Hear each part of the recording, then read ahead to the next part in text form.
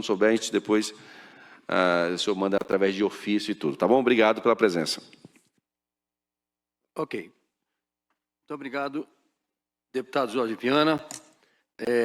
Antes de começar, eu quero dizer o seguinte, eu estava tranquilo, e o senhor me tirou da zona de conforto, de tanta pergunta. Porém, não se pega um general desprevenido. Eu tenho aqui o doutor André, que é o nosso diretor técnico, tenho o doutor Jorge Afiuni, que é o nosso diretor clínico, temos o doutor Helder, que é da área jurídica, e vários integrantes da alta gestão do Instituto para me ajudarem para esclarecer. E mais do que isso, vou participar na segunda-feira do Colégio de Líderes, muitas coisas quero levar para lá, tá certo? Encaminhei um documento para o nosso deputado Wellington Luiz, exatamente sobre isso. Olha, nos questione, nos pergunte, para que a gente possa... O que é que está acontecendo? Para que a gente possa resolver. O senhor me empreste aquele documento que o senhor lhe deu aqui. Não, o outro lá. Esse documento. Pode ser esse aqui. Isso aqui é transparência. Está tudo registrado. Tem o outro ali, está tudo registrado. Mas agora eu vou começar. Eu quero cumprimentar também o nosso deputado Chico Vigilante, que ainda como secretário de Saúde, tivemos muitas conversas, aproveitei muito o seu conhecimento. A deputada Paula Belmonte, nossa presidente da Comissão de Fiscalização e Transparência, nós vamos precisar muito da comissão, porque eu tenho uma proposta aqui. E a minha proposta, ela começa a falar de pacificação. Porque se ficarmos discutindo a coisa, não vamos chegar a lugar nenhum. O que nós precisamos é de uma proposta que coloque no seio do governo, da Câmara Legislativa e da sociedade algo viável, inclusive passando por um chamamento público. É isso que eu quero propor. E também quero cumprimentar os demais deputados, a todos os integrantes aqui de vários setores da sociedade organizada, integrantes do Instituto de Cardiologia, aqui os nossos amigos da mesa, nós temos aqui o Robério, um representante aqui dos nossos funcionários, chorou, mas eu vou te dar uma resposta, entendeu? Mas é isso mesmo, porque nós temos que sempre pensar em alguns segmentos que não é possível a gente deixar de lado. Por mais que as discussões sejam calorosas, dificuldades, mas o paciente, o nosso servidor, a saúde do próprio Distrito Federal. E tem um segmento que os senhores precisam tomar muita atenção, que o doutor comentou, doutor André, que é o ensino de alta complexidade que é conduzido naquela casa. Hoje, nós temos 44 integrantes, residentes, médicos, que vão, depois de formados, divulgar em vários hospitais do país o conhecimento de alta especialidade, de alta complexidade que estão adquirindo lá. Esse é um segmento que nós não podemos deixar de lado. E por que digo isso? Porque pelo Ministério da Educação é proibido passar de um CNPJ para outro um residente. E aí, o que é que nós vamos fazer? Tudo isso nós temos que pensar. A coisa não é simples, é complexa. E por isso que está esse assunto nesta casa aqui. Eu fico bem à vontade de estar com os senhores aqui, falando de saúde, apesar de ser um oficial-general do alto comando, ex-integrante do alto comando de infantaria. Nos últimos 2 anos de exército, eu, na verdade, tinha minha responsabilidade de toda a saúde do Exército. Saindo de lá, então doutor Ismael, meu amigo Ismael, me chamou para ser diretor de apoio do hospital de base. 2 dias depois de ir para a reserva, eu fui para lá. A partir desse momento, eu aprendi muito. Do hospital de base, participei da criação do Instituto Hospital de Base, que era formidável na sua formação.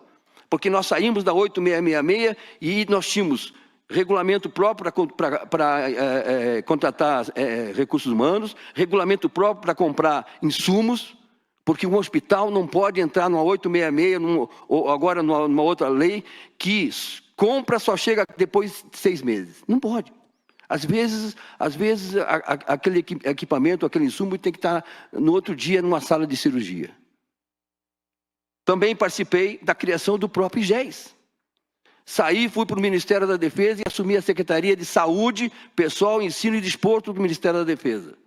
Estive em Wuhan, chefiando uma delegação de 500 atletas nos 7º Jogos Mundiais Militares, quando lá tem o único laboratório humano de nível 4, em Wuhan, e houve aquele problema do Covid.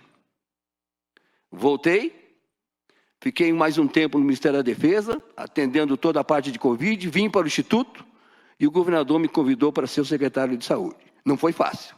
Quase que eu tomei uma decisão sozinho, mas aceitei o desafio.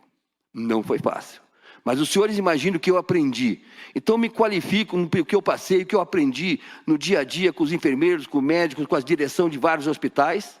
Fui presidente do Conselho de Administração do IGES, como secretário de Saúde, e também participava muito do Conselho de Saúde.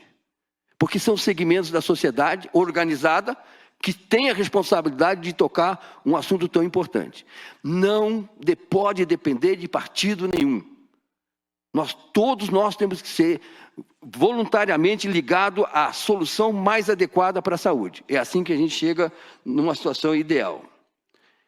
Mas eu estive aqui na plenária de terça-feira, eu preciso agradecer tudo que eu ouvi aqui. De parlamentares da oposição, de parlamentares do governo, do que disse o presidente da casa. Fiquei extremamente satisfeito com a qualidade, com a profundidade de tudo que foi dito aqui. E todos eles tinham em mente sempre uma solução adequada para o momento. Não é para atender o IC, para atender a FUC, para atender a SES. É uma solução adequada para o momento. E não é possível que todos nós não possamos encontrar uma solução adequada. E eu tenho uma proposta para os senhores. Falar em produtividade é difícil, porque os senhores falam tanto do Instituto que tem, tudo isso é verdade. O doutor André aqui comentou todos os dados, né? Ele inclusive respondeu parcialmente a você, né? Quando ele fala de por que a FUC chegou assim.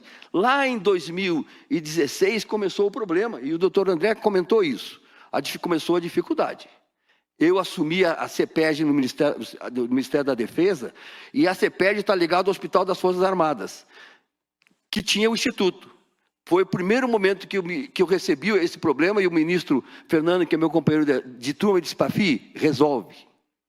Foi quando eu comecei a fazer contato com a doutora Núbia, com a FUC, com a SES, enfim, para que a gente pudesse dar uma solução. E na época a gente deu uma solução. Inclusive com recursos vindos do Ministério da Saúde, e todo recurso do Ministério da Saúde que chega no IC, obrigatoriamente tem que passar pela Secretaria de Saúde. É obrigatório isso. E respondendo uma pergunta, o SUS é tripartite, tem que ter recurso federal, estadual e municipal. Normalmente chega para as unidades filantrópicas, ou não, ou que presta serviço para o SUS, normalmente só chega recurso federal. Essa que é a realidade. Então, eu respondi uma parte da sua pergunta, né? Muito bem. Falando de produtividade, eu queria dizer para os senhores o seguinte, só para emendar uma conversa aqui. 2021, cirurgias cardíacas, 444. 2022, cirurgias cardíacas, 596. 2023, cirurgias cardíacas adultas, 612. Para falar de um item, são vários, e todos crescentes, como as cirurgias cardíacas pediátricas, marca-passo, cateterismo, angioplastia, enfim, todos cresceram nesses 3 anos. Então nós chegamos, em dezembro do ano passado, com a produtividade crescendo, mas com dificuldade. E o que aconteceu? Não vamos colocar o dedo na cabeça de ninguém, não. Vamos analisar o que aconteceu para vocês entenderem, para que a gente possa prosseguir vendo soluções e não colocando o dedo no A, B, C, culpado, não. Mas nós chegamos nessa situação. Mas realmente estava faltando recurso. Estava faltando repasse para nós. E o senhor sabe que a partir do segunda quinzena de dezembro, as empresas começam a entrar em férias. E se você não pedir com antecedência, eles não entregam insumos, mas nós tínhamos que passar final de dezembro e primeira quinzena de janeiro com insumos lá dentro. Foi quando o general Gisley, meu amigo, companheiro de turma, fez um documento, e eu acredito que aqui está o problema. Foi falta de um pouquinho mais de conversa, de comunicação. Vem cá, parceiro, porque são 2 parceiros, IC e SES são 2 parceiros. Um tem que ajudar o outro. Esse é o sentido da parceria, um aí cuidando do outro. Foi quando faltou um pouquinho de conversa a mais. Eu preciso de recurso para abastecer os meus estoques, para poder passar esse momento difícil do segundo semestre, segunda quinzena de dezembro e o 1º de janeiro. Houve uma falta de um pouquinho mais de conversa. Mas tinha insumos lá. Sim, tinha. Por quê? Porque era uma responsabilidade do gestor ter insumos para os pacientes que já estavam hospitalizados. Não tem como, não tem insumos para a UTI X, porque não pode acontecer isso. Veja a responsabilidade do gestor. Então, faltou isso. Faltou, parceiro, estou precisando de dinheiro para comprar insumos. Senhores, 95%, 96% do que se faz dentro do Instituto de Cardiologia é direcionado para o SUS. O restante é um pouco do HFA e alguma coisa de saúde complementar. Mas 95% é SUS. É dinheiro que vem diretamente para a produtividade. Não vou falar mais aqui da falta do contrato de transplantes, que os senhores já falaram aqui, mas é uma realidade. Mas, general, o senhor foi secretário de saúde e não resolveu? Muito difícil. Não pensem que eu não briguei diariamente para o contrato de cardiologia e o contrato de transplantes. E eu dizia, não estou brigando porque vim de lá. O governador me tirou lá do Instituto. Não estou brigando porque eu vim de lá. Não, não é isso. É porque eu entendo a importância do Instituto para a saúde do DF. E graças a Deus saí de lá, um mês depois se assinou o contrato de cardiologia. Mas o contrato de transplante é extremamente importante. Não consegui. Talvez tenha sido até incompetente, porque o general não conseguiu que se fizesse um contrato de transplantes, que há um bom tempo não estava, até hoje não saiu. Mas nós precisamos brigar por ele, para evitar se pagar com verba indenizatória os transplantes com a tabela de 2016, certo? Como? E não se pode imaginar, fechou a agenda para o transplante. Como se não tem contrato? E as dificuldades todas. Vejam que foi falta de comunicação, falta de sentar, falta de um pouquinho, talvez até de sensibilidade de ambas as partes, mas tinha que ser resolvido internamente, entre o parceiro A e o parceiro B. E isso está dentro da minha proposta aqui.